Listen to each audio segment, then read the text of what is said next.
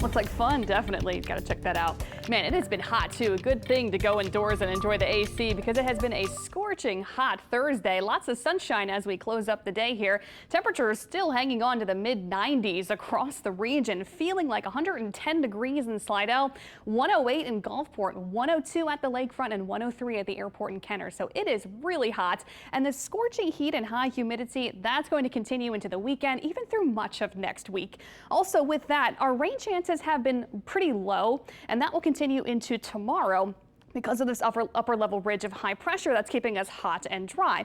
Right now, many of us seeing no rain. There are a couple spotty showers, though, closer to the coast, southwest of Houma and Terrebonne Parish and near Galliano. But the majority of the area is dry. One little shower just south of Lower Plaquemines Parish. I think the rest of tonight, trending mostly dry. We'll have plenty of sunshine, a few scattered clouds. Temperature still in the 90s, feeling like the triple digits now, and we'll be in the 80s later tonight. Really not cooling off much at all through tomorrow morning. Tomorrow morning we'll start the day around 80 degrees, and then we'll heat back up to the mid and upper 90s tomorrow afternoon. Plenty of sunshine again, mostly dry, very hot and muggy, with our feels like temperatures again back well into the triple digits. We could see a stray shower or storm tomorrow, but very isolated, only about a 20% chance for that. Tomorrow, since it will be so incredibly hot, once again, there's actually an excessive heat warning in effect for much of the area. It's that pink color, because some of us can get a heat index up to 115 degrees tomorrow afternoon.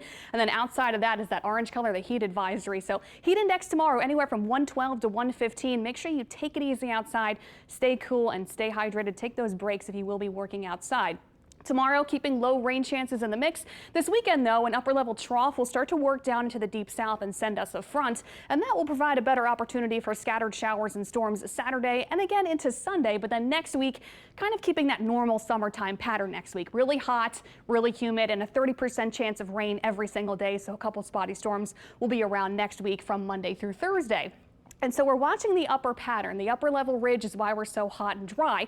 That will start to gradually shift westward this weekend, and then that trough I mentioned will help to pull any tropical systems up to the north. But we've been watching this tropical wave now for the last couple of days, starting to get a little bit better of an appearance, I would say, on satellite imagery here.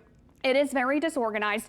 It will probably stay disorganized through tomorrow because it is expected to move over Cuba through tomorrow. So land interaction will play a part in how this eventually ends up this weekend into the eastern Gulf, because that's where it looks like it's heading, into the eastern Gulf of Mexico by this weekend. And then beyond that, it's hard to say exactly where it's going to go. So let's look at the big global models in good consistency now. I mean, the last couple of days, things have been flipping and flopping, switching back and forth. Now we're in kind of good agreement here today that this is where it could be heading, more so to the northeast into western Florida by later this weekend. And it looks like it could slow down off the southeast coast through early next week into the middle part of next week. It's still something to watch. Things can, of course, change as it interacts with Cuba through tomorrow. Where does it eventually track? It's hard to say exactly. The spaghetti model's now being run on this. Still don't know if it's going to be a little bit more to the west through the Panhandle, a little bit more to the northeast, closer to the Big Bend. That's something we'll be watching. So Florida certainly has to monitor this. They're going to be seeing the big impacts through this weekend. And the reason why it's taking on this position, it's getting guided around this high pressure off to the east, but that trough coming down looks like it should scoop it up and take it with it, and then will slow down as the trough lifts away and high pressure may start to build back in. So things looking good now for us. So far, it looks like there are no concerns for the New Orleans area. Can't say to completely blow it off just yet. This is something you need to watch for big changes that may occur this weekend.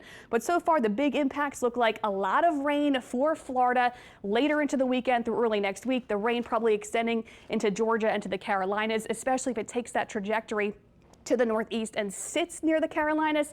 That's going to bring some pretty big rain. So we'll be watching this day to day over the next week, not expecting any impacts for our part of the Gulf, the New Orleans area from now through next Thursday, not anticipating any tropical concerns. Again, check it over at least once a day this weekend for any of those big swings that may occur. But check out our 7-day forecast. It is going to be scorching hot from now through next week, mid upper 90s every day. Feels like temperatures above 110 degrees, and we'll keep the chance for a few spotty showers and storms around next week.